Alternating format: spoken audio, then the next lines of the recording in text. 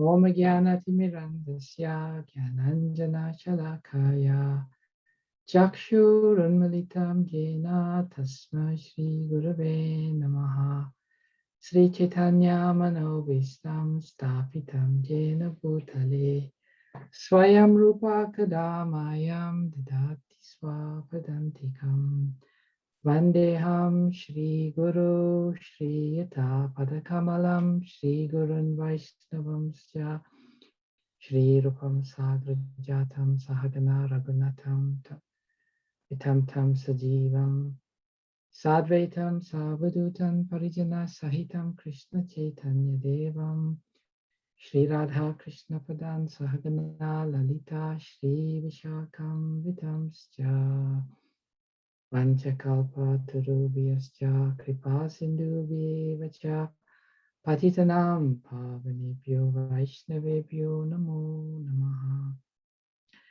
Jai Shri Krishna Chaitanya Prabhu Nityananda Shri Advaita Gadadhara Shri Vashadi Gaura Bhakta Vrinda Hare Krishna Krishna Krishna Hare Hare Hare Rama Rama Rama Hare Hare Namam Vishnupadaya Krishna Prashtaya Bhutale Shrimate Bhaktivedanta Swaminiti Namine Namaste Saraswati Deve Gauravani Pracharine Nirvishesha Shunyavadi Paschachad Shatarine Srila Prabhupada Ki Jai. So text number 28. Tattvavitu Mahabhaho Guna Karma Vibhagayo Guna Guneshu Vartanta Iti Matva Nasajjati. The word for word synonyms. Tattvavit, the knower of the absolute truth. 2. But Mahabhaho, Almighty Armed One. Guna Karma, of works and the material influence. Vibhagayo, differences. Guna, senses. Guneshu, in sense gratification. Vartante, are being engaged. Iti, thus. Matva, thinking. Na, never. Sajate, becomes attached. Translation. One who is in knowledge of the absolute truth, Almighty Armed, does not engage himself in the senses and sense gratification, knowing well the differences between working devotion and work for fruitful results. Purport by Srila Prabhupada. The knower of the absolute truth is convinced of his awkward position in material association. He knows that he is part and parcel of the Supreme Personality of Godhead, Krishna, and that his position should not be in the material creation. He knows his real identity as part and parcel of the Supreme, who is eternal bliss and knowledge. And he realizes that somehow or other he is entrapped in the material conception of life. In his pure state of existence, he is meant to dovetail his activities in devotional service to the Supreme Personality of Godhead, Krishna. He therefore engages himself in the activities of Krishna consciousness and becomes naturally unattached to the activities of the material senses, which are all circumstantial and temporary. He knows that his material condition of life is under the supreme control of the Lord. Consequently, he is not disturbed by all kinds of material reactions, which he considers to be the mercy of the Lord. According to Srimad Bhagavatam, one who knows the absolute truth in 3 different features, namely Brahman, Paramatma, and the Supreme Personality of Godhead, is called Tattvavit. For he knows also his own factual position in relationship with the Supreme. The verse again. One who is in knowledge of the absolute truth, Almighty Armed, does not engage himself in the senses and sense gratification, knowing well the differences between work in devotion and work for fruit of results. So in these verses, to 27 and 28, the distinction, the Lord is drawing the distinction in consciousness of ignorant persons, material consciousness, those of the absolute truth.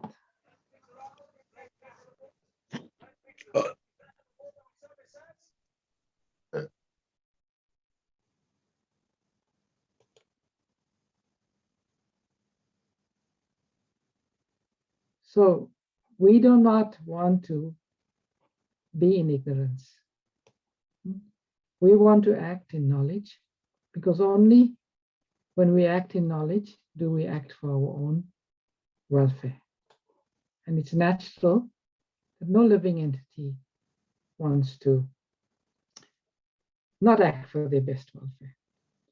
So in this table I have on the screen, which I hope you can all see clearly, the differences in the persons described in text number 27. Prakrite kriyamanani gunai karma sarvasa ahankara vimudatma kartam iti manyate. And in text number 28, the Lord is describing the detached worker. So we want to become detached workers, because when we are attached workers, we simply remain bound to the material world, and lifetime after lifetime after lifetime, we take birth again and go through the same process. As Prahlad Maharaj says, we are chewing the chewed. So in the human form of life, it's the only form that we get this opportunity to become detached and to stop the cycle.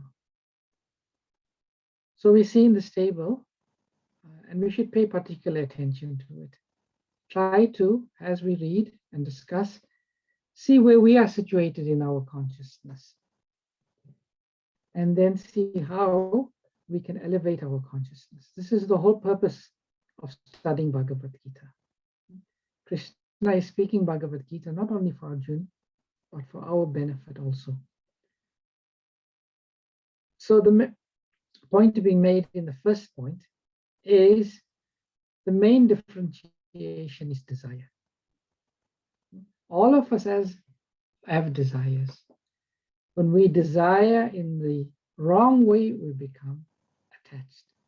We desire in the right way, we become detached. There are some people say that the goal of life is to become desireless. That is not possible. The Jivatma, the spirit soul, by nature always has desires. We can never become free from desire. The attached worker desires their own sense gratification. And the detached worker desires Krishna satisfaction. The reality is, having been in this for countless lifetimes, we have become very accustomed to desiring for our own sense gratification, not desiring for Krishna satisfaction. Our natural position is to desire for Krishna satisfaction. That's in the spiritual world, that's what we desire. So Krishna consciousness means transforming our desires from a perverted one to the one that's real. And how do we do that? How does one change one's desires? Actually, in one sense, changing the desires is in one sense, is not the right word. It's just uncovering our original desires. Just like sometimes a young man may be very innocent, in his desires, but he may associate with other persons, and he develops the wrong types of desires, and then he finds himself in a difficult situation. That is essentially our position. By association with matter, by associating with materialistic persons, we've grown accustomed to desire in the wrong way. But if we associate with saintly persons, with Krishna conscious persons, very quickly that purifying association will awaken our real desires. The second point there is convictions. The attached worker is convinced due to the false ego, ahankar, that he is doing everything. Everything he is doing. It's me, it's mine, my action. But he doesn't know he's like a little puppet. He's like a little puppet because the modes of nature, tamagun, rajagun, sattvagun, they force us to act. One very simple example, the food we eat. We all know that certain type of food, wholesome food, is very nourishing to the body, very nourishing to the consciousness. And that is the type of food we should eat. But one who is under the mode of ignorance and passion, they are repelled by sattvic food. They are drawn, they are forced to go and eat food in the mode of ignorance and passion. And they think, this is my independence, my desire. No. The modes of nature are forcing them to act. And we see there are many people, before they come to Krishna consciousness, they walk in the supermarket, they are very attracted to certain food counters. But later when they become Krishna conscious, they have to hold their noses because it's so repulsive, the smell is. Why? Because they now come to a higher mode of nature. And Prabhupada writes, the detached worker is convinced of his awkward position in material association. So we should know that we should not act under the modes of material nature. We should rise above at least the mode of ignorance and passion. As long as we remain under the mode of ignorance and passion, we will act in an attached way. Knowledge of identity. An attached person does not know that the body is produced by material nature, which works under the supervision of the Lord. Does not know that he is under the control of Krishna. And he takes credit for things done independently. Like an attached person, they have no conception. They have no conception of the soul. That they are different from the body. In the same way that we are different from our coat and our shirt, that we are different from the body. And they act as if they are the body. If something bad happens to the body, the world falls apart. But a Krishna conscious person, a detached worker, knows, as Prabhupada explains in the purport, his real identity, always thinking as we go through the day, I am part and parcel of Krishna. I am simply passing through this world. This material existence is like I am in a dream. It's temporary. This material world has no reality. I am spirit soul. I'm situated in the body. I'm entrapped in this material body. And Prabhupada says, this is the meaning of tattvavit. Tattvavit means truth. Vit means the knower. We should all become tattvavits. We need to become tattvavits. And when we become tattvavits, then the reality appears in front of us. Yeah. The example I often give is, I'm not sure if you travel in fog. you travel in fog, everything is very vague. Sometimes when the fog is very dense, you cannot even see immediately in front of you. Everything is covered. But when the sun comes out and dissipates the fog, everything you can see clearly. So one who is Tattvavit is able to see his own existence, other people's existence, the nature of the material world very clearly. And we can become Tattvavits by studying Bhagavad Gita, by studying Srimad Bhagavatam and Chaitanya Charitamrita. In fact, all of us should make a pledge. In this lifetime, before I leave this body, in the least, I will read Bhagavad Gita, I will read Srimad Bhagavatam, and I will read Chaitanya Charitamrita. That we should set as our goal in this life. Because that's where the real knowledge is. And someone may think, okay, I may read, but I don't really understand. Everything just goes above my head more or less. So what's the use? I don't see any hope for me becoming Tattvavit. No. Spiritual life doesn't work like that. Krishna says in the Bhagavad Gita, Tesham satatam yuktanam bhajatam pritipurvakam dadadi buddhi yogam tam yena mam upayanti te. That if Krishna sees one sincerely endeavoring to know about him, to get transcendental knowledge, the Dami Buddhi Yogam Tam, that Krishna will reveal that knowledge from within the heart. We don't have to depend on our own abilities. All we need to do is make the effort, be sincere, and try. And all will be revealed, and automatically we will become Tattvavit. So the next one, I'm going through. Would you prefer to ask questions as we go along, or shall I finish and then you ask questions? How would you like to proceed?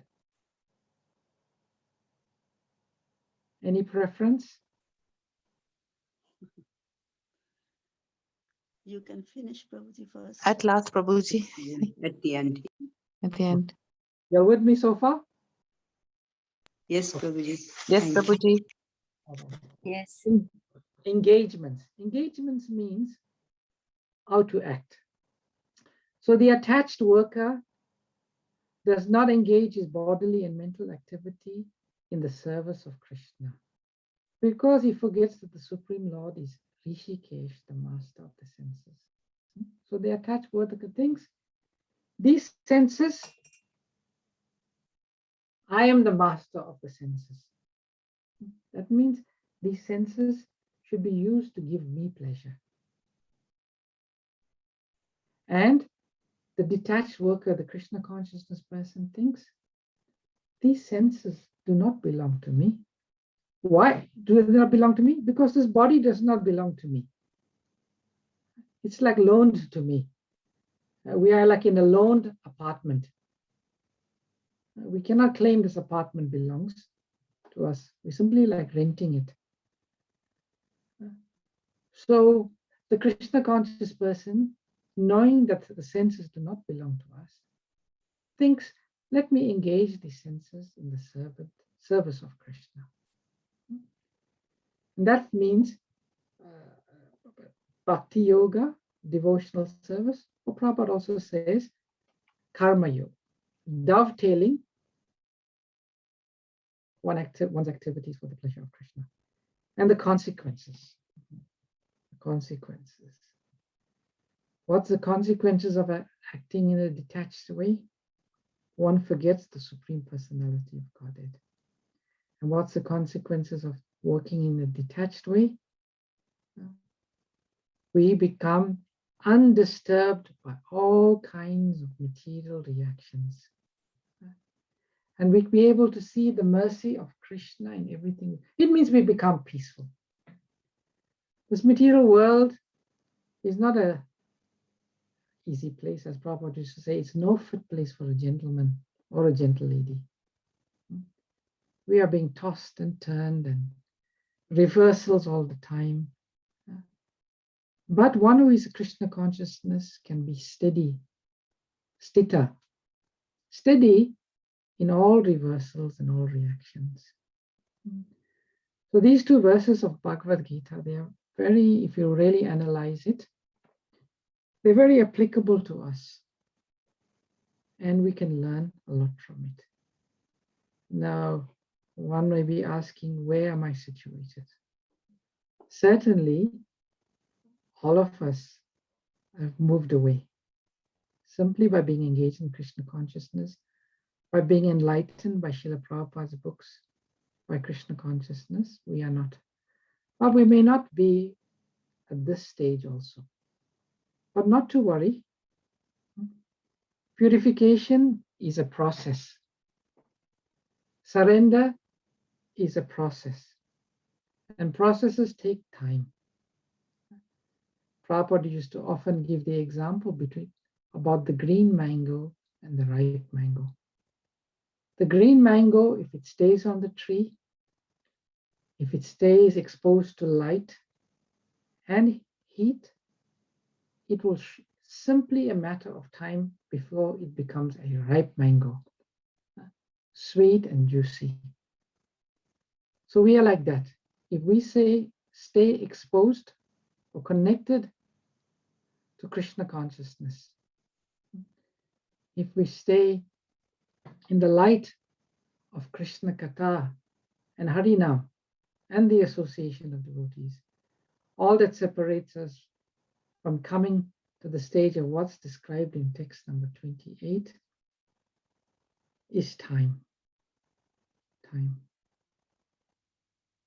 If you are looking for maybe a practical way of seeing how these two stages or these two sections play out, you can read the 5th canto, chapter number 10.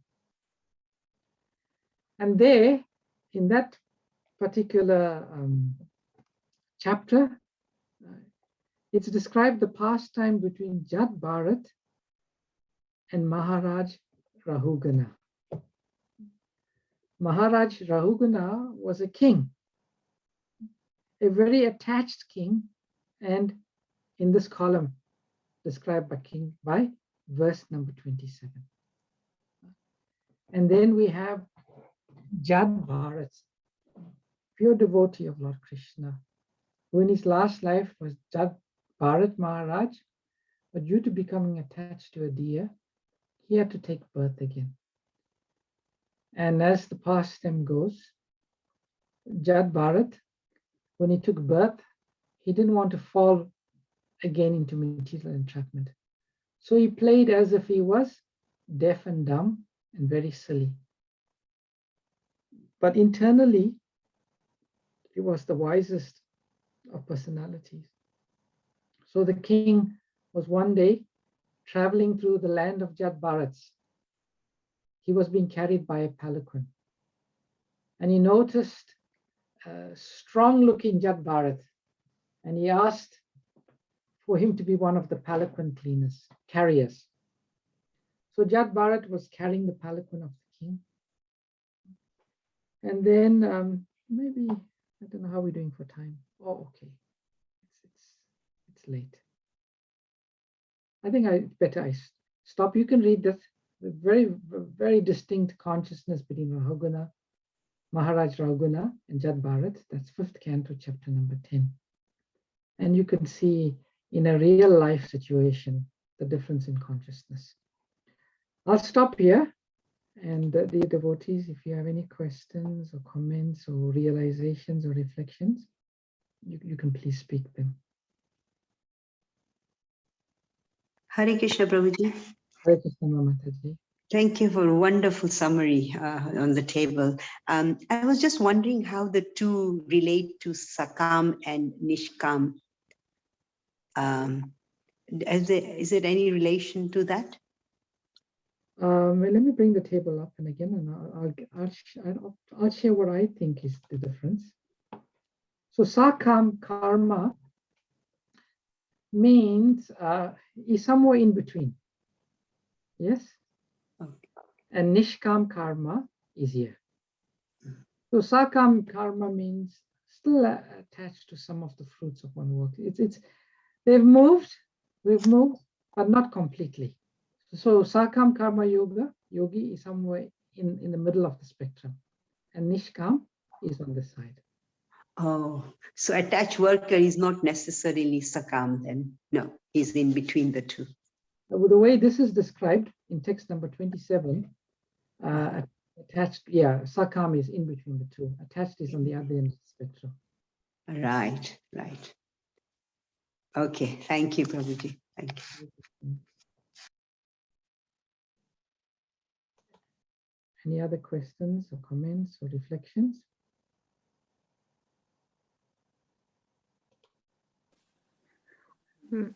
Hare Krishna Prabhu.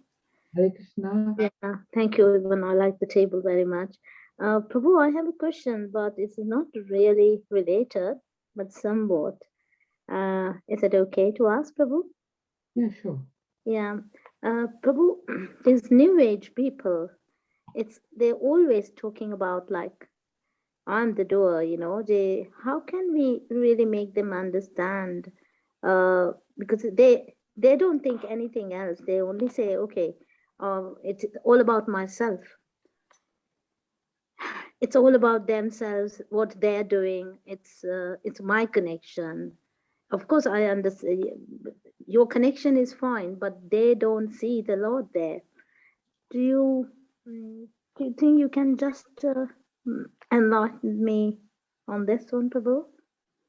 Yeah, tomorrow we'll be together again. Okay. And it's very interesting what Krishna says in the next verse. Okay. He says, what is the next verse of the one after that? Where Krishna says, firstly, don't try to disturb these people. But in the purport, Prabhupada says something to the contrary. Yeah. Yeah. Although Krishna says don't disturb, the devotees of Krishna are so eager to help those who help them. Yeah. They prepared at the risk of their own life and their own position. And Prabhupada quotes the position of Lord Nityananda. Yeah. The thing, Nitai Mata, is, when one is caught up in the mode of passion and ignorance, this mode is very heavy. It's very hard to come out. So the devotees try different things. One thing is prashadam. I know in where we live at the moment, at least once a week we try to give prashadam, or sometimes even more. We give prashadam to our neighbors. So prashadam is very potent. It's like a medicine. It'll help them come out of the modes of nature. Second is we can people like music and dancing. If they are up to it, we can engage them in Krishna Kirtan. And then we can speak some philosophy maybe that they can connect with. Even they like music, they like Kirtan, they take prasadam, very happy, and they can't really get into the philosophy at all. Even you say to them, they again go back on the same. I know that from experience. Yeah. But devotees are patient. But we have the confidence. We have the confidence that it will work. It will work. Yeah. It will work. And in the least, they will get Agyata Sukriti. And in the least, if they are not able to now, in the next lifetime, they will have some attraction towards Krishna consciousness. Yeah. Yeah, there is no loss, basically. No. Yeah. It's I was thinking in this way, I don't know, as a sadhaka, I feel, so I'm also not getting attached that I have to make this person Krishna conscious. Is it a bad attachment that, oh no, somehow he has to be Krishna consciousness. So I don't want to get attached to that also. In that way, I was thinking, oh, so that means Lord doesn't want me to get attached. That's why this is not happening. Can I see like that, Prabhu? It's a balance, Mataji. You know, Yeah. sometimes if we become too attached, we become frustrated if they don't change. And when we become frustrated, we are not able to best help them. We won't be able to, because frustration and the ego is. Yeah. We have Exactly. to know the other end to keep the ego out of our endeavors to help people. Yeah. Okay. If Yeah. people come in, then frustration, aversion, and so on develops. You know, Yeah. not good. Yeah. So it is a teaching from this for this side as well, basically. You can Yeah. take it that way. Yeah. Okay. Yeah. Yeah. Thank you, Prabhu. Thank you. Hare Krishna.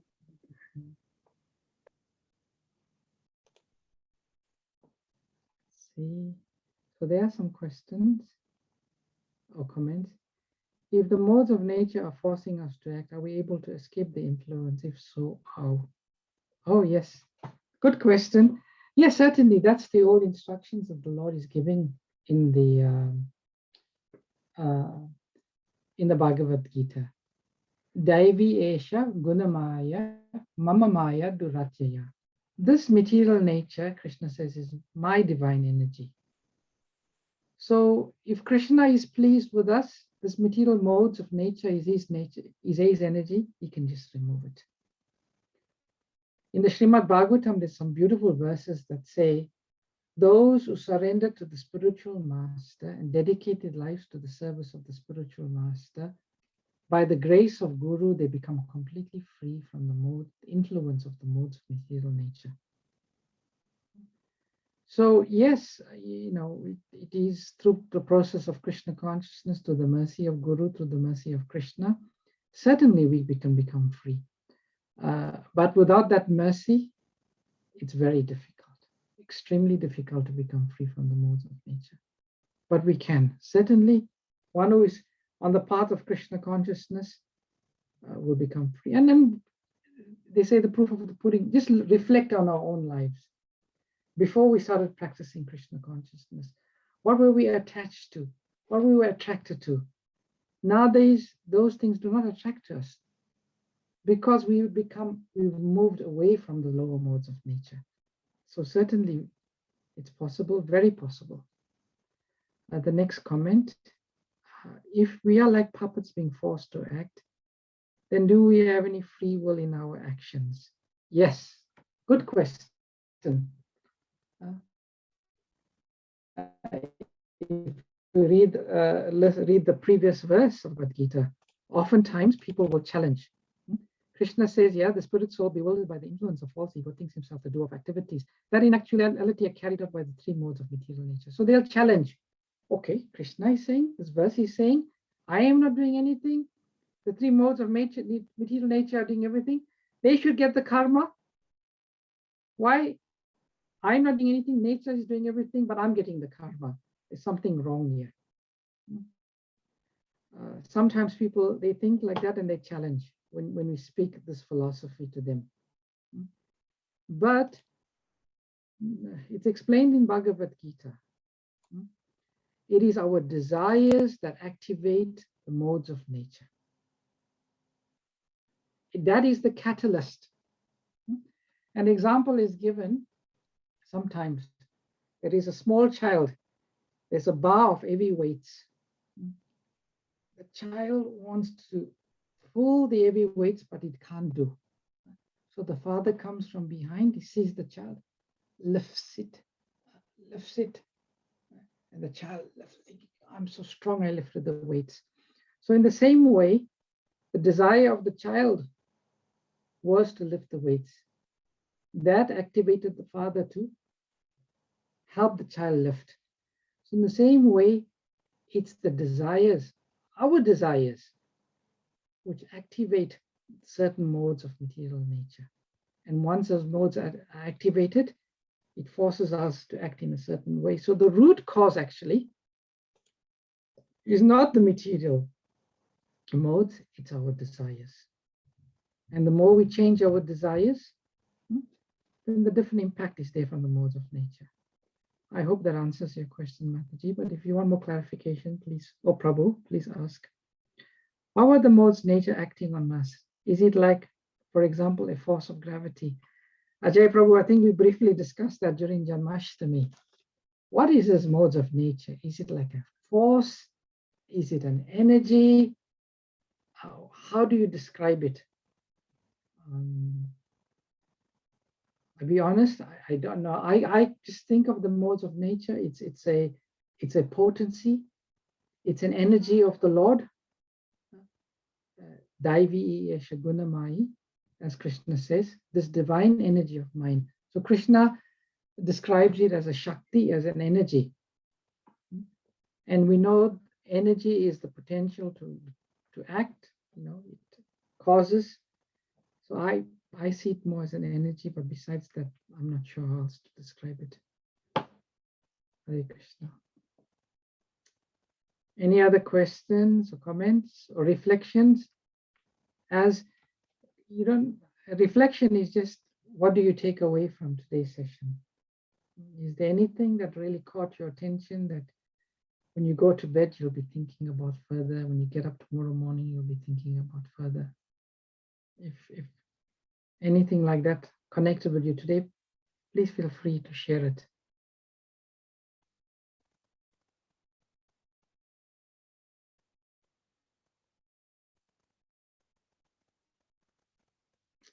Surabhi Mataji, Hare Krishna, how are you? Where do we get a good teacher who starts from the absolute start? Where do you get a good teacher? Well, you can start with Srila Prabhupada, is Shiksha Guru for everyone. So read Srila Prabhupada's books. He is the Acharya for this age of Kali. So by reading his books, certainly you will get knowledge. And then if you need clarity on what you read in Srila Prabhupada's books, you can do two things. You can pray to the Lord within the heart to reveal to you the meaning of a particular verse. You can intensify your chanting, and the Lord from within the heart will reveal. There's two types of guru, internal and external. Internally, Krishna enlightens as the super soul within our heart. And externally, he enlightens us to Guru and the Vaishnavas and the scriptures. So Surabhi, there are many teachers around. If you are inspired by anyone, you can ask them and they will help you. Pranam, thank you. Hare Krishna. Thank you. No? Hare Krishna, Vrindavan, Chandra. Hare Krishna, Palika Mataji. Hare Krishna, very nice class. Very simple, but very deep. The way, the Mataji was asking, how do we get a good teacher? I think when we are ready, I think Krishna do arrange. This is what my understanding. I mean, when I first came to Krishna conscious, at the time I used to read Gita, just verses, but not Srila Prabhupada's Gita, but exactly the same words. But I did it for some time, and then I was in two deaths came one after another. And at that time, ISKCON devotee was reading Srila Prabhupada's Bhagavad Gita. And as soon as I heard about the consciousness and the spirit soul, and I thought, I need to know more. And then I approached the person. I said, will you please come to our house and, give us the knowledge? And he straight away, he agreed. And that's how I think we have to be a bit ready. And then Krishna will arrange everything. I think if we are sincere and ready, Krishna will make all the arrangement. This is my understanding. And that's when it just went, forward. Everything was just coming so nicely. So yeah, this is what my understanding. Hare Krishna. Thank you for those wise words, Palika Mataji. Surabhi Mataji asks, in the purport it says that one who knows absolute truth in three different features. It means what Prabhupada is paraphrasing a verse, Surabhi Mataji, what happened there? I don't know. He's paraphrasing a verse from Srimad Bhagavatam, which is, if you have Bhagavatam, it's the first canto, second chapter, verse number 11. Vadanti tattva vidas tattvam yajjyanam advyayam brahmeti paramatmeti bhagavaniti shabhyate. The learned transcendentalists who know the absolute truth call this non-dual substance Brahman, Paramatma, or Bhagavan. So what it means is, you can understand the absolute truth in three features. One is Brahman, where is the impersonal Brahman effulgence. Second, the Paramatma, as the super soul situated within the heart of every living entity. And three, as Bhagavan. So this is the lowest stage, understanding the absolute only as Brahman. The second stage is understanding the absolute truth, that he can be, is a person and he's within everyone's heart. And the last and the final and the highest stage is understanding the absolute to be a supreme personality, to be the supreme personality of Godhead Bhagavan. So that's what Prabhupada is referring to in that statement. Paramatma is super soul. Yes, that's Yeah, true. thank you. Hare Krishna. Thank you so much. Hare Krishna. There's a question. Is this correct that once our desires are purified, our senses are purified? Therefore, our constitutional position, our senses, they are totally engaged in the service of the Lord. Yes, very much so. That is correct. Correct understanding method. Bhavini Mataji. Thank you. Okay. We shall meet again tomorrow. So if you have any questions that you think about after today's class, write it down, and then we can discuss tomorrow further. Thank you very much, everyone. We will close by offering Vaishnava pranams, letters of our respectful obeisances unto all of the Vaishnava devotees of the Lord. Everyone, and they are full of compassion for the fallen conditioned souls. Panchakalpa to Ruviyasya. Thank you, Prabhuji. Thank you.